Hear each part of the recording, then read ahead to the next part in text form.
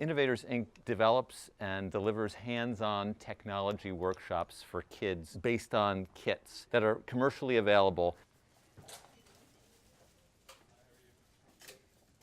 And then what we do is we go outside of the box, literally and figuratively.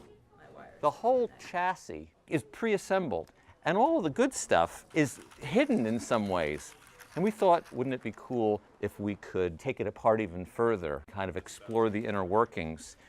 Today, I built a walking crab that when it goes to the edge of a table, it just turns around so that it won't actually go off the table.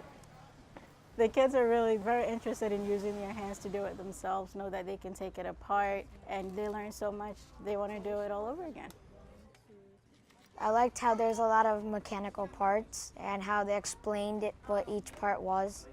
I have an interest in engineering, and I want to be one when I grow up. They disassembled it, they analyzed each simple machine inside, and they put it back together. At the end, they had the success of knowing how it works inside. I really liked it because I love making robots, and it was so cool. I would really like to do it again because I had lots of fun today. It was very, very well run. The instructors were patient, they were fun, they captured the attention of my kids, especially the little one.